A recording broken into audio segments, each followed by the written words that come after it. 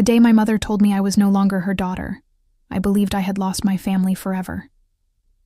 I can still hear the front door slamming behind me and her final words echoing in my ears. "If you marry him, don't ever come back." I stood on the sidewalk with tears running down my face, holding my car keys so tightly my hand hurt. My name is Claire, and I never imagined that choosing the man I loved would cost me everyone who had raised me. Marcus stood beside me that afternoon without saying much. He knew there were no perfect words for a moment like that. He simply reached for my hand and squeezed it gently. "We'll get through this together," he whispered. I looked at him, took a shaky breath, and nodded. My family saw his skin color before they saw his kindness. I saw the man who respected me, supported me, and loved me without conditions. We got married a few weeks later in a small courthouse in Ohio. There were no parents smiling in the front row, no family photos, and no emotional speeches. Just a few close friends, a kind judge, and two people promising to stand by each other no matter what. It wasn't the wedding I had dreamed about as a little girl, but it was filled with something even more important. It was filled with love. The first few months were harder than I expected. Every holiday reminded me of the family dinners I no longer attended. Sometimes I stared at my phone, hoping my mother might call and tell me she had changed her mind. She never did. Birthday after birthday passed in complete silence. Eventually, I stopped waiting for messages that were never coming and focused on building the life Marcus and I deserved. Years slowly passed, and our little house became a real home. We worked hard, celebrated every small success, and learned how to heal together. The pain never disappeared completely, but it became quieter. I realized that family wasn't only about the people who shared your last name. It was about the people who stayed when life became difficult and chose you every single day. 9 years after my parents cut me out of their lives, I believed that chapter had finally closed. I rarely spoke about them anymore, because remembering still hurt. Marcus never pressured me to forgive them or to reach out. He simply respected my feelings and reminded me that I didn't owe anyone another chance after the way they had treated us. Then, on an ordinary Saturday afternoon, someone knocked on our front door. I wasn't expecting anyone. I glanced through the front window and immediately froze. Standing on the porch was the one person I had spent nearly a decade trying to forget. My mother looked older than I remembered, and for a moment neither of us moved. My heart pounded so loudly I could barely think. I slowly opened the door, unable to believe she was really standing there after all those years. She looked at me with tired eyes, holding her purse tightly as if she wasn't sure I would even let her speak. Before I could ask why she had come, she took a slow breath, stepped closer, and everything that happened next changed my life once again. Back then, my parents didn't just disagree with my marriage, they erased me from their lives. They returned every birthday card I sent during the first year unopened. When relatives asked about me, they acted as if I no longer existed. It hurt more than I can explain. But after a while, I stopped chasing people who had already decided I wasn't worth loving because of the man I married.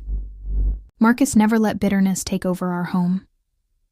Every time I had a difficult day, he reminded me that we couldn't build a happy future by carrying the weight of someone else's hatred. His quiet strength became the foundation of our marriage. We focused on our work, supported each other through every challenge, and slowly created the kind of life we had once dreamed about together. A few years later, our daughter was born, and everything changed. The first time I held her, I promised she would grow up surrounded by kindness instead of judgment. Marcus looked at her with tears in his eyes and whispered, "She's perfect." Watching him become a father only proved how wrong my parents had been about the man they had refused to know. Our home was never the biggest on the street, but it was always full of laughter. Saturday mornings meant pancakes in the kitchen, movie nights meant blankets on the couch, and birthdays were filled with friends who had become our chosen family. Little by little, the empty space my parents had left became smaller because love had filled it with something stronger. Even so, Every now and then I wondered if my mother ever thought about me. Did she know she had a granddaughter? Did she ever regret choosing prejudice over her own child? Those questions still crossed my mind, but they no longer controlled my life. I had accepted that some answers might never come. Standing in my doorway after 9 years, my mother looked around the house in complete silence. Her eyes moved across the family pictures hanging on the wall. She paused on the photo of Marcus holding our daughter at the beach, then looked away almost immediately. I couldn't tell whether she felt guilt, regret, or something else entirely. Neither of us spoke for several long seconds. Finally, I stepped aside just enough to let her decide. "If you're here to talk," I said quietly, "come in." She nodded without meeting my eyes and walked inside. The familiar confidence I remembered from years ago was gone. Her shoulders were tense, and every step seemed uncertain. She sat on the edge of the living room sofa, holding her purse tightly in both hands. Marcus walked in from the kitchen after hearing voices. The moment he saw my mother, he stopped for a second, surprised but calm. He gave me a questioning look, and I simply nodded. Without saying anything, he sat beside me, making it clear we would face this together. My mother cleared her throat several times before finally speaking. "You've built a nice life," she said softly. I thanked her, though the words felt strange after everything that had happened. She looked down at the floor instead of at Marcus, almost as if she didn't know how to face the man she had once rejected without even giving him a chance. Then she took a deep breath and folded her trembling hands together. "Claire," she said, her voice barely above a whisper, "I didn't come here to reopen old arguments. I came because your father is in serious trouble, and we need your help." The room fell completely silent as the weight of her unexpected request settled between us. My mother's words hung in the air, and for a few seconds I couldn't respond. After 9 years of complete silence, she hadn't come to ask how I was doing or to meet her granddaughter. She had come because she needed something. I looked at Marcus, and he quietly reached for my hand under the coffee table. His calm presence reminded me not to react out of anger. I took a slow breath before speaking. "What kind of trouble?" I asked. My mother lowered her eyes and twisted the strap of her purse between her fingers. She looked nothing like the confident woman who had ordered me out of her house years earlier. For the first time, she seemed unsure of every word that came out of her mouth. She explained that my father had become seriously ill several months earlier.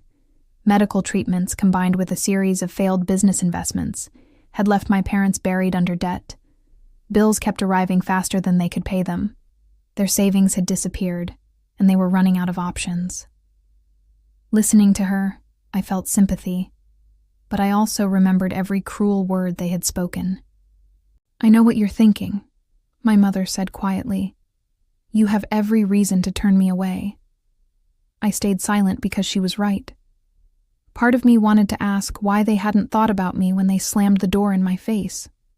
Another part remembered that holding on to anger for years had never brought me peace. Marcus finally spoke, his voice calm and respectful. "We're sorry to hear your husband is sick." My mother slowly looked at him for the first time since entering the house. She seemed surprised that he had shown compassion after everything she had done. She opened her mouth as if to respond, then looked away again without finding the right words. After another long silence, she quietly admitted something that caught me off guard. "We were wrong about you, Marcus." The sentence came slowly, almost painfully, but it was there. It wasn't a full apology, yet it was the first sign that the wall she had built around herself was beginning to crack. Then her expression grew serious again. "Claire," she said, "your father hopes, somehow, that Marcus can forgive what happened." I almost laughed from disbelief. My father hadn't even come himself, and now he expected forgiveness through my mother. Marcus remained calm, but I could feel the tension in his hand as he continued holding mine. "I can't speak for him," I answered softly. Forgiveness isn't something anyone can demand. My mother nodded, knowing I was right. The room became quiet again, filled only with the ticking clock on the living room wall. Every second seemed heavier than the last. She suddenly wiped a tear from her cheek. "There's something else," she whispered. "Something I've kept from you for years." My heart tightened. I had already heard more than I expected that afternoon, yet something in her voice told me the hardest part was still coming. "I should have told you long ago," she continued, "but I was too afraid of what your father would do if I said anything." Her hands shook as she stared at the floor. I had never seen my mother look so uncertain, and I couldn't decide whether to prepare myself for another disappointment or another painful truth. Marcus remained silent, giving my mother the space to continue. I watched her carefully, trying to understand whether this confession was genuine or simply another attempt to gain my sympathy. After everything that had happened, trust didn't come easily. She finally looked up at me with tear-filled eyes. "This secret has followed me every single day since you left," she admitted. "I should have chosen my daughter instead of protecting everyone else's expectations." Hearing those words hurt almost as much as the memories themselves, because they came 9 years too late. My breathing slowed as I waited for her next sentence. Every answer seemed capable of changing the way I remembered my family forever. I never imagined that one confession could reopen so many old wounds while creating entirely new questions at the same time. She gathered the last bit of courage she had left, looked directly into my eyes, and prepared to reveal the truth she had hidden for nearly a decade. A truth that would explain why someone in my family had never truly stopped caring about me. My mother took a deep breath before finally speaking. "Your brother never agreed with what we did." For a moment, I couldn't process her words. I had spent 9 years believing everyone in my family had turned against me. Hearing that someone had quietly stood on my side changed everything I thought I knew about those painful days. She explained that after I left home, my younger brother argued with my parents almost every week. He told them they were destroying the family over prejudice instead of listening to their own daughter. Every conversation ended the same way, with my father refusing to hear another word. The house became filled with constant tension and silence. "He wanted to call you," my mother admitted, her voice shaking. "He begged us for your phone number after you changed it, but your father refused." I closed my eyes for a second, imagining my brother trying to reach me while I believed he had forgotten me completely. The thought filled me with both sadness and unexpected comfort. My mother lowered her head. "Your father threatened him," she continued quietly. "He said if he contacted you behind our backs, he'd lose his place in the family too." I felt my stomach tighten. That sounded exactly like the man I remembered. Love in our house had always come with conditions, and obedience had been expected without question. Even so, my brother didn't completely give up. My mother explained that once he became financially independent, he started searching for me again. He checked old addresses, contacted mutual friends, and even drove through neighborhoods where he thought I might be living. Hearing that made my eyes fill with tears I hadn't expected. "He never stopped asking about you," she said. "Every birthday, every Christmas, he'd wonder where you were and whether you were happy." I looked toward the family photos on our wall and thought about all the birthdays he had missed with us. We had both lost nearly a decade because of decisions neither of us had made. "So how did he find me?" I asked softly. My mother gave a small nod. "A mutual friend recognized you at a community event a few months ago and mentioned your neighborhood. After that, your brother finally found your address." I sat quietly, trying to absorb everything she had just told me. A strange mix of emotions rushed through me. Part of me wanted to see my brother immediately. Another part wondered why he hadn't simply knocked on my door himself. My mother answered before I could ask. "He wanted to come," she said, "but I begged him to let me try first because this mess started with me." Marcus gently rubbed my hand with his thumb. He hadn't interrupted once, allowing me to hear every difficult truth. His quiet support reminded me why I had chosen him all those years ago. No matter how painful the conversation became, he never tried to control it. He simply stood beside me. Then I asked the question that had been sitting heavily in my heart since my mother arrived. "What about Dad?" She looked away almost immediately. The silence before her answer told me everything I needed to know. Whatever hope I still carried began fading before she even spoke. "Your father still believes he did the right thing," she admitted quietly. "Even now he says family should help family." I stared at her in disbelief. After everything that had happened, he still couldn't admit he had been wrong.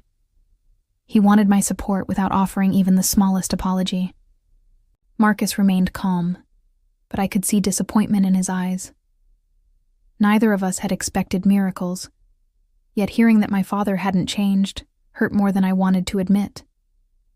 My mother looked ashamed as she whispered, "I've tried to make him understand, but he won't listen." The room became silent again. I looked around at the home Marcus and I had built together, then thought about the family I had lost years ago. One side of my heart wanted to protect the peaceful life we had created. The other side couldn't ignore that my father was sick, no matter how deeply he had hurt me. I realized there wasn't an easy answer. Helping my parents could reopen old wounds that had taken years to heal. Walking away completely might protect my peace, but I knew I would always wonder if I had done the right thing. The decision felt heavier than anything I had faced before. As I looked at Marcus, he gave me the same steady expression he had given me on the day we married. He wasn't telling me what to choose. He was reminding me that whatever decision I made, I wouldn't have to face it alone. And with that quiet reassurance, I knew the moment had come to decide what kind of person I wanted to be. I looked at my mother for a long moment without saying a word. 9 years of silence stood between us, and I knew whatever I said next would shape everything that followed. I wasn't just deciding whether to help my parents. I was deciding whether I would let the pain they caused continue to control my life.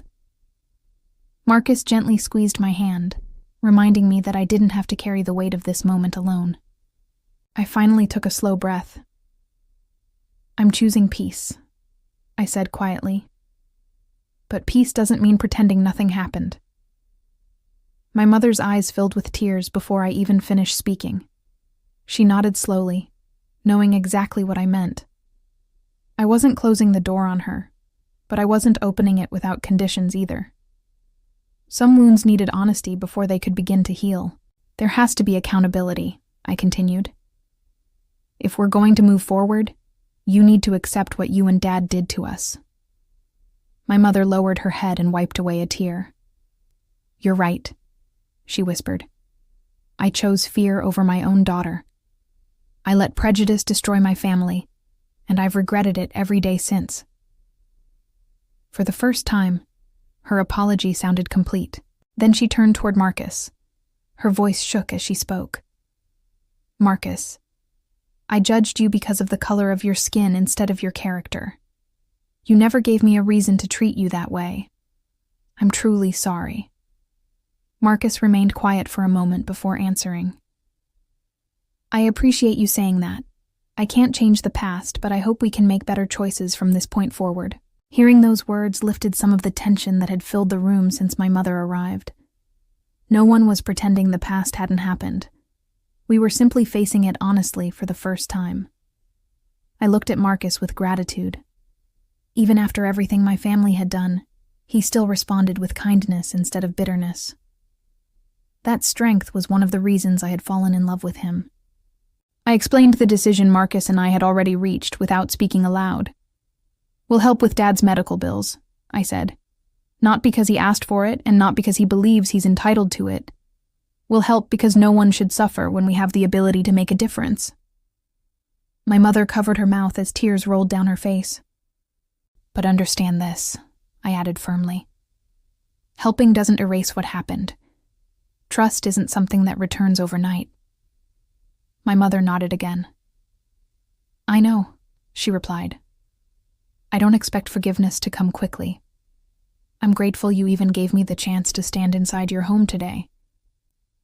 Her words were quiet, but they felt sincere. Before leaving, she looked toward the family photos hanging on our wall.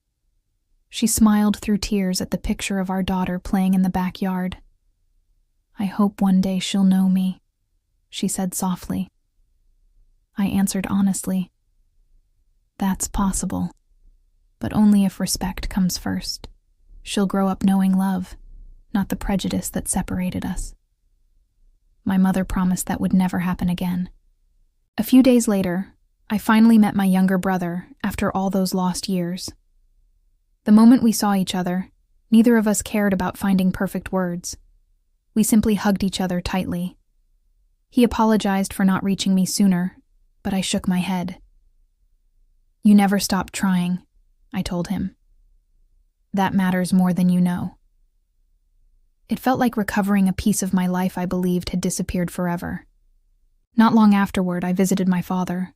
He thanked me for helping with the bills, but the apology I had hoped for never came.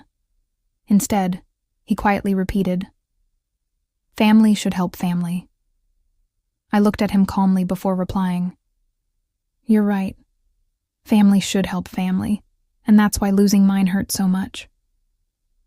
He looked away without answering, and I understood he wasn't ready to face the truth. Walking out of that hospital room, I realized I couldn't force someone to change. My father's choices belonged to him. Mine belonged to me. Holding on to anger wouldn't heal the years I had lost. It would only steal more years from the family Marcus and I had worked so hard to build together. On the drive home, our daughter laughed happily in the back seat, while Marcus reached over and held my hand. I smiled as I watched the road ahead. 9 years earlier, I believed my life had ended when my parents rejected me. Now I understood it had only been the beginning of something far better than I had imagined. I didn't get every apology I wanted. I didn't receive perfect justice or erase every painful memory. But I had something far more valuable. I had a husband who never stopped believing in me, a daughter growing up surrounded by unconditional love, and a home built on respect instead of judgment. My mother slowly began earning back a place in our lives by matching her words with actions. She never asked us to forget the past again. Instead, she focused on becoming a better person one day at a time.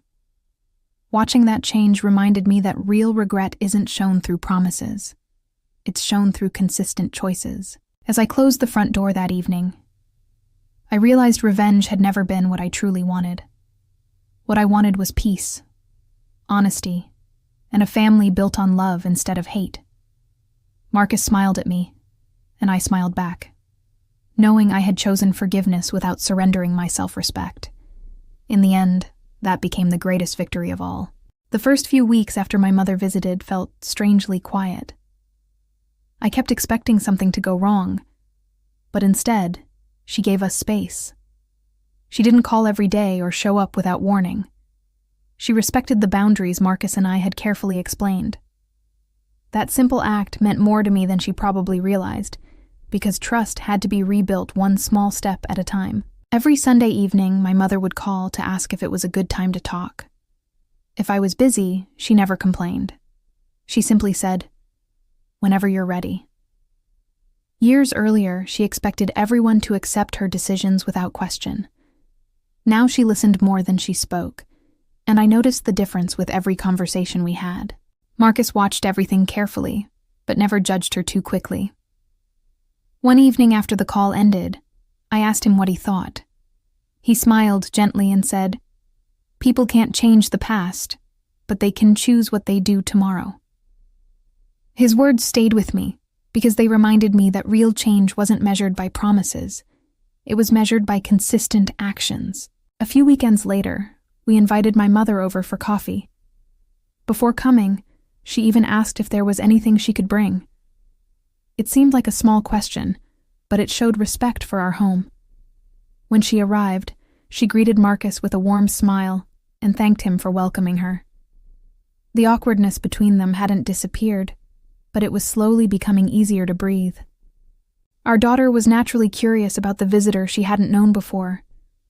She politely introduced herself, and my mother's eyes immediately filled with tears. She knelt down, smiled softly, and simply said, "It's so nice to finally meet you." She didn't overwhelm her with hugs or gifts. She let the moment happen naturally, giving our daughter the chance to feel comfortable at her own pace. The afternoon passed more peacefully than I expected. We talked about school, favorite movies, gardening, and everyday life. No one brought up old arguments. My mother seemed genuinely interested in learning about the years she had missed, instead of pretending they had never happened. Watching her quietly listen made me realize how much she had changed. After she left, our daughter asked me, "Is she really my grandma?" I smiled and nodded. She thought for a second before saying, "She seems nice." Her simple words reminded me that children don't carry the same prejudice adults sometimes do. They judge people by how they're treated, not by mistakes made years before they were born. That night, Marcus and I sat together on the back porch after our daughter had gone to bed. The evening was calm, and neither of us felt the need to rush the conversation. "How are you feeling?" he asked. I looked out across the yard before answering honestly. "Careful," I admitted. "Hopeful, but careful." He nodded because he understood exactly what I meant. Over the next month, my mother continued showing up in small but meaningful ways. She remembered birthdays, asked about school events, and never pushed for more than we were ready to give. Little by little, the fear I had carried for years started becoming lighter. I wasn't forgetting the past, but I was finally allowing room for something different. One afternoon, she quietly thanked Marcus while helping clear the dinner table. "You took care of Claire when I should have," she said. Marcus smiled politely and replied, "We took care of each other." There was no bitterness in his voice, only quiet confidence. That short conversation meant more than either of them probably realized. As the weeks turned into months, I noticed something else changing inside me. I no longer felt nervous every time my mother's name appeared on my phone. Instead of expecting disappointment, I found myself wondering what she wanted to share. Healing wasn't happening all at once, but it was happening in ways I never thought possible. Still, one person remained distant from all of it.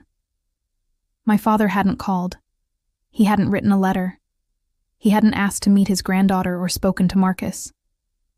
His silence stood in sharp contrast to my mother's efforts, and I couldn't ignore the difference no matter how much I wanted our entire family to heal. One evening, my brother called to check on us. Before ending the conversation, he hesitated for a moment, as though deciding whether to say something important. I immediately sensed there was more on his mind than a simple family update, and I quietly waited for him to continue. He finally sighed and said, "There's something you deserve to know about Dad." My heart skipped a beat as I listened carefully. Whatever he was about to tell me sounded like it could change everything once again. As I ended the call, I looked across the living room at Marcus and knew another difficult chapter was about to begin. I had spent years believing the hardest conversations were behind me, but I was about to discover that my father's story was far from over. A few days after our phone call, my brother invited Marcus and me to lunch at a small family restaurant near the edge of town. It wasn't anything fancy, but it felt comfortable and quiet enough for a conversation that mattered. As Marcus parked the car, I looked at him and smiled nervously. "I have no idea what he's going to tell us," I admitted. Marcus reached over, squeezed my hand, and said, "Whatever it is, we'll face it together." When we walked inside, my brother was already waiting at a corner table. The moment he saw us, he stood up with a warm smile and hugged me. Then he shook Marcus's hand with genuine respect. Watching them greet each other naturally made me realize how many years had been stolen from us because of decisions we never made. It also reminded me how much time we still had to make things right. The first part of lunch was surprisingly relaxed. We talked about work, our daughter's latest school project, and a recent neighborhood festival. My brother laughed easily, and for a little while it felt as though we were simply catching up after a short break, instead of almost a decade apart. That normal conversation helped ease the tension before the harder subjects arrived. Eventually, my brother placed his coffee cup on the table and became quiet. His expression changed, and I knew he had reached the real reason for inviting us. "There's something I think you should know," he said softly. I leaned forward without interrupting, giving him the chance to say everything he had been carrying for so many years. He explained that after I left home, my father never became happier the way he had expected. Instead, the house slowly grew quieter every year.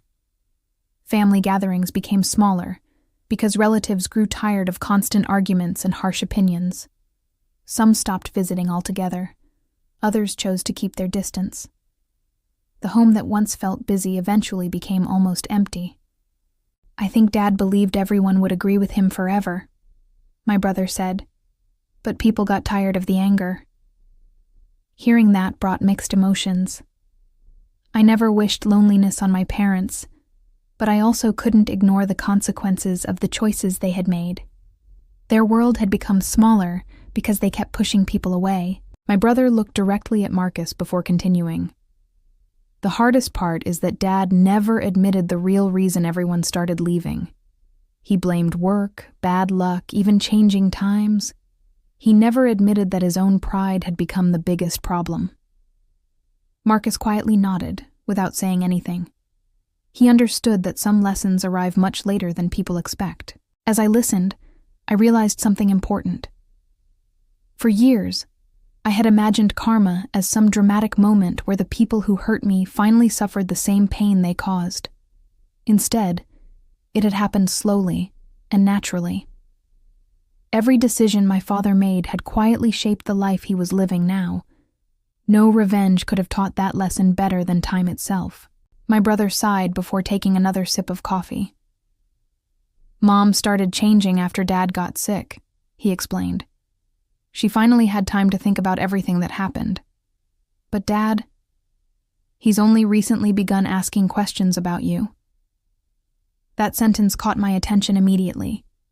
It was the first time anyone had suggested my father was looking back instead of only looking forward. "What kind of questions?" I asked carefully. My brother smiled faintly. "He asks whether you're happy, whether your daughter is doing well.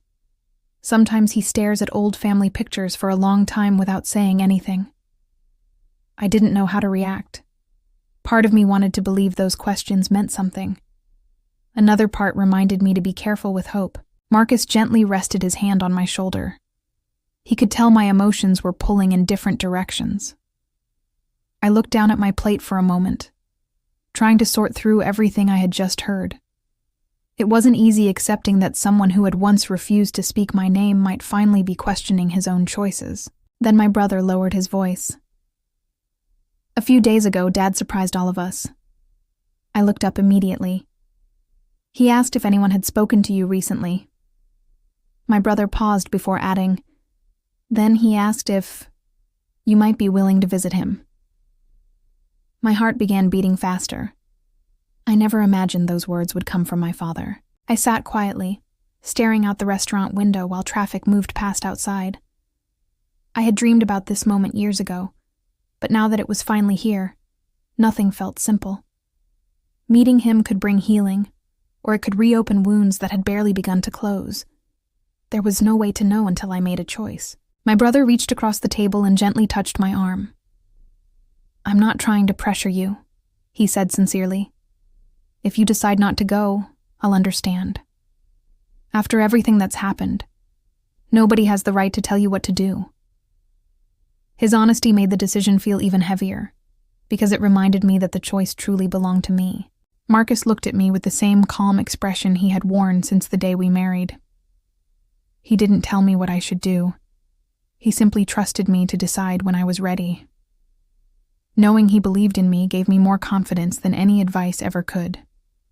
As we left the restaurant that afternoon, I couldn't stop thinking about my brother's final words. My father wanted to see me. Whether it was regret, loneliness, or something deeper, I didn't know. But one thing had become clear. The next conversation could change the future of our family forever. For 2 days after lunch with my brother, I couldn't stop thinking about my father's request. Every time I looked at my phone, I wondered if I should call him or simply let the past stay where it belonged. Marcus never pushed me in either direction. One evening, he quietly said, "Whatever you choose, make sure it's for your own peace, not because you feel guilty." His words helped me realize the decision had to come from my heart. The next morning, I called my brother and told him I was ready to visit. He sounded relieved, but reminded me there was no pressure to stay if the conversation became too painful. After hanging up, I sat in the kitchen with a cup of coffee, trying to calm the nervous feeling in my stomach. I wasn't visiting to erase the past. I was visiting to finally face it. When I arrived at the hospital a few days later, everything felt strangely quiet. The familiar smell of disinfectant filled the hallway as I followed the room numbers. My heart pounded with every step. 9 years earlier, my father had closed the door on me without looking back. Now I was the one walking toward his door, unsure of what waited on the other side. I paused outside his room and took one deep breath before gently knocking. A quiet voice answered, "Come in." I slowly opened the door and saw him sitting up in bed. He looked older and much weaker than I remembered. His hair had turned almost completely gray, and the confidence that once filled every room seemed to have faded. For a moment, neither of us spoke. He looked surprised to see me standing there. His eyes became watery, but he quickly looked away, almost embarrassed to show emotion. I quietly walked closer and stood beside the bed. The silence between us wasn't angry anymore. It was simply heavy with years that neither of us could get back. On the small table beside his bed sat an old framed family photo. It had been taken years before everything fell apart. I was smiling beside my parents and my younger brother, long before prejudice divided us. My father noticed me looking at it and gently picked up the frame. He stared at it for several long seconds without saying a word. Finally, he spoke in a quiet voice I had never heard from him before. "I keep looking at this picture," he admitted. "It reminds me of everything I threw away." Hearing those words caught me completely off guard. This wasn't the proud man who had once believed he could never be wrong. This was someone finally beginning to understand what his choices had cost. I pulled a chair closer to the bed and sat down. Neither of us rushed the conversation. There was no point pretending 9 years of pain could disappear in a few minutes. Instead, we simply allowed the silence to settle until he found the courage to continue speaking. "I miss birthdays," he said quietly. "I missed holidays. I missed watching you become a mother." His voice cracked on the last sentence. "Those years are gone forever." I listened without interrupting because, for the first time, he wasn't defending himself. He was acknowledging the reality he had spent years avoiding. I asked him softly, "Why now?" He slowly shook his head before answering, "Because getting sick gave me time to think." He looked down at his hands. "When everything else disappeared, I realized the people I pushed away mattered more than the opinions I spent my life protecting." His honesty felt simple, but it was real. The room became quiet again. Outside the window, I could hear distant traffic and the faint sound of hospital staff talking in the hallway. Inside, it felt as though time had slowed. Neither of us wanted to waste the opportunity by speaking too quickly or hiding behind excuses. After another long pause, my father finally looked directly into my eyes. His expression was filled with regret instead of anger. "Claire," he said slowly, "I was wrong." Just 3 simple words, yet they carried more weight than every argument we had ever had. They were the words I had once believed I would never hear. I felt tears forming in my eyes, but I didn't let emotion rush my response. Hearing an apology and rebuilding trust were 2 different things. His words mattered, but they couldn't erase the years that had already passed. I needed him to understand that forgiveness would take more than a single conversation. He didn't ask me to forgive him immediately. He didn't make excuses or blame anyone else. Instead, he quietly placed the old family photo back on the table and nodded as if he already understood that some things could never be fully repaired. That acceptance made his apology feel even more genuine. As I stood to leave, my father thanked me for coming. There was no dramatic ending, no perfect reunion, only two people beginning a conversation that should have happened years earlier.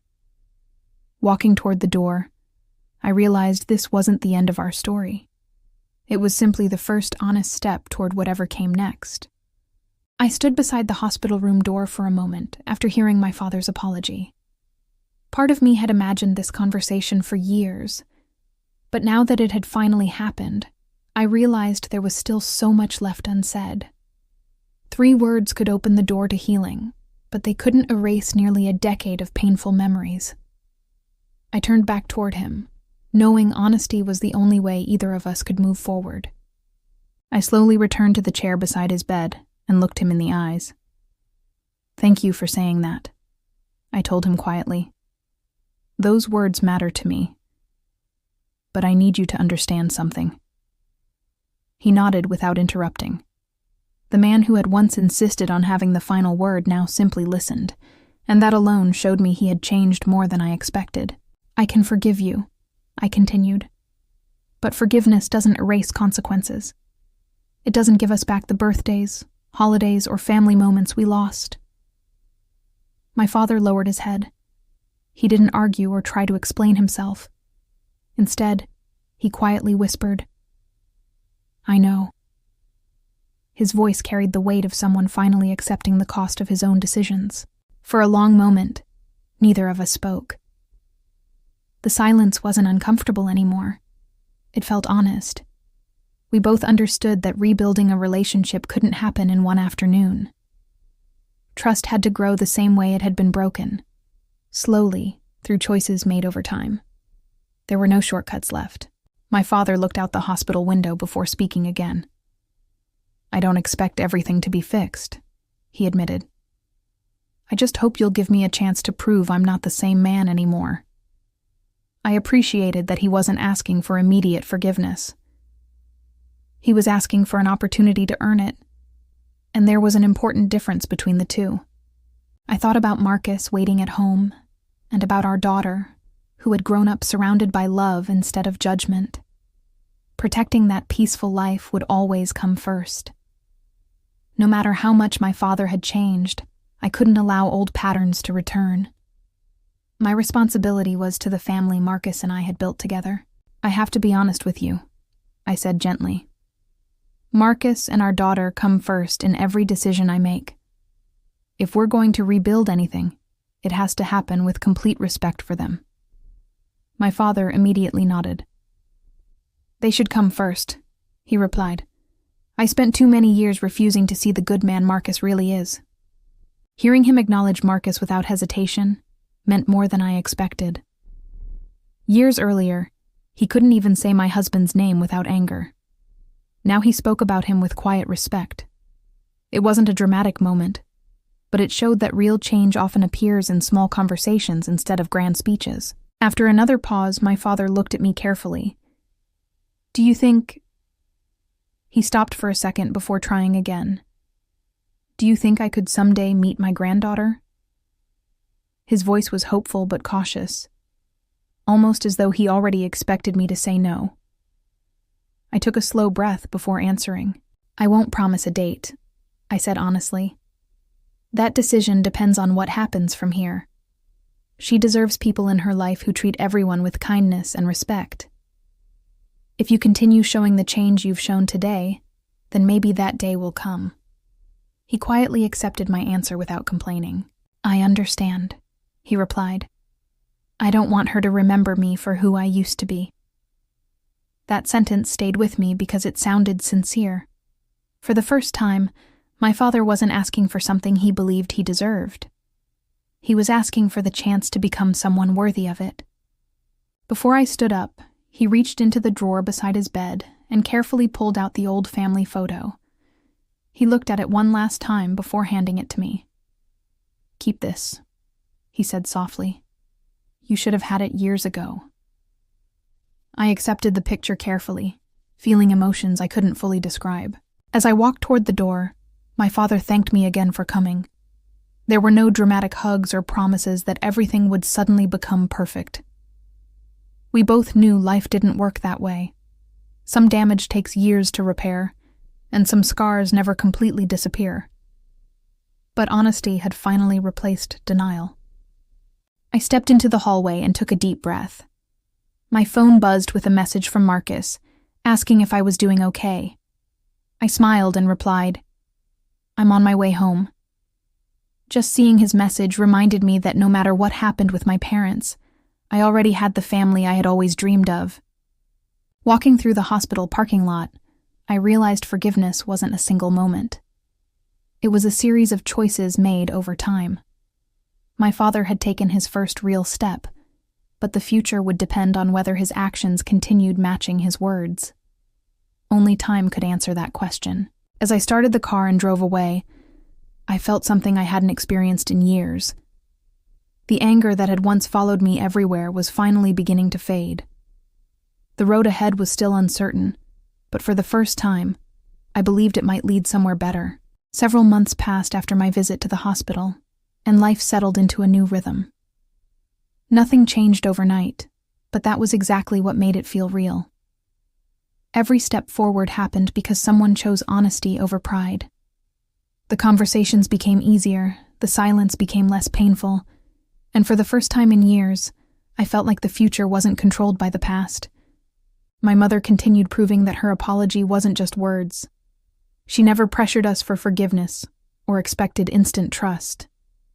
Instead, she showed up when she promised, respected every boundary Marcus and I had set, and treated our home with kindness. Watching her actions match her promises slowly rebuilt something I once believed had been lost forever. Marcus remained the steady center of everything. Whenever I questioned whether I was making the right choices, he reminded me that forgiveness never meant accepting disrespect. We're protecting our peace, he would say, not giving it away. His quiet wisdom helped me stay focused on the family we had built instead of the pain we had survived. Our daughter adjusted naturally as she spent more time with her grandmother. They baked cookies together, worked on small craft projects, and laughed over simple things that children always seem to enjoy. Seeing those moments filled me with mixed emotions. Part of me felt sad for the years they had lost, but a bigger part felt thankful they still had the chance to know each other. My brother became a regular part of our lives again as well. He visited often, joined us for family dinners, and quickly became the fun uncle our daughter adored. Sometimes we talked about the years we had missed, but more often we focused on creating new memories. Neither of us wanted the past to steal any more time than it already had. My father's recovery was slow, but his attitude continued changing. He called occasionally, never expecting long conversations and never demanding anything from me. Instead, he asked how Marcus was doing, how our daughter liked school, and whether life had been treating us well. Those simple questions carried a warmth I had never heard from him before. One afternoon, after several months had passed, Marcus looked at me and said, "I think your father has earned a chance." I knew exactly what he meant. It wasn't about forgetting history. It was about recognizing genuine effort. We agreed that a short visit with clear boundaries would be the next step, and only if everyone felt comfortable. The day finally arrived. My father came to our house quietly, carrying nothing except a small children's book he had carefully chosen for our daughter. He stood nervously on the front porch, looking more anxious than I had ever seen him. For a man who had once spoken with absolute certainty, humility was now written across his face. When I opened the door, he smiled softly and thanked me for inviting him. Marcus welcomed him inside with a polite handshake, and my father returned the gesture with genuine respect. There was no tension, no forced conversation, only people trying their best to do better than they had in the past. A few moments later, our daughter walked into the living room. She smiled shyly and said hello. My father knelt to her eye level and handed her the wrapped book. "I thought you might enjoy this," he said gently. He didn't try to hug her or rush the moment. He simply allowed her to decide how comfortable she felt. She opened the gift, smiled brightly, and thanked him. That small exchange meant more than any dramatic speech ever could. My father looked at her with quiet tears in his eyes, fully aware of the years he had almost lost forever because of his own choices. I could see both gratitude and regret on his face at the same time. We spent the afternoon talking about everyday life. Our daughter proudly showed him her drawings, Marcus shared stories from work, and my mother helped prepare lunch in the kitchen. For the first time in many years, everyone sat around the same table without anger or fear. It wasn't perfect, but it was peaceful, and that was enough. Before leaving, my father walked over to Marcus. He paused for a moment before speaking. "Thank you," he said quietly. Marcus looked surprised. "For what?" he asked. My father answered, "For loving my daughter when I failed to, and for giving me a chance I didn't deserve." Marcus simply nodded and shook his hand. No more words were needed. After they left, Marcus wrapped his arm around my shoulders as we watched our daughter happily reading her new book on the living room floor. "How do you feel?" he asked softly. I smiled through tears and answered honestly, "Lighter." It was the first word that came to mind because the weight I had carried for so many years was finally gone. That evening, I found myself thinking about the woman I had been 9 years earlier. She believed losing her family meant losing everything.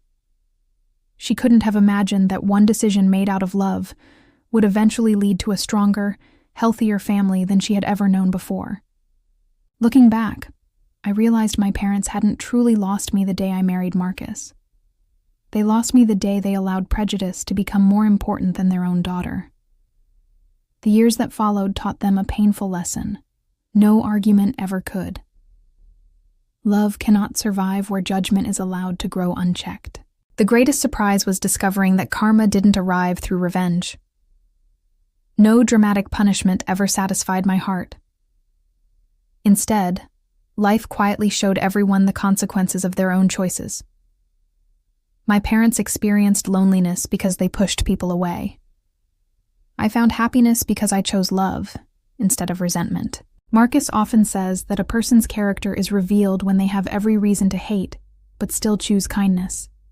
Watching him forgive without forgetting taught me more than any lesson my parents ever could. He didn't excuse what happened. He simply refused to let someone else's hatred change the man he was. Today, our home is filled with laughter, respect, and the kind of unconditional love I once believed existed only in dreams. My daughter is growing up surrounded by people who finally understand that the color of someone's skin says nothing about the size of their heart. That lesson will stay with her long after we're gone. If there's one thing this journey taught me, it's that forgiveness isn't about giving someone a free pass. It's about freeing yourself from carrying yesterday's pain into tomorrow. My father's apology didn't erase the past, and my mother's tears didn't rewrite history. But their willingness to change gave us a future worth building.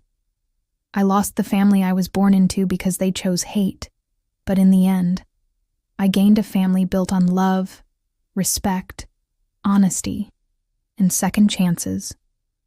And that will always be the greatest victory of my life.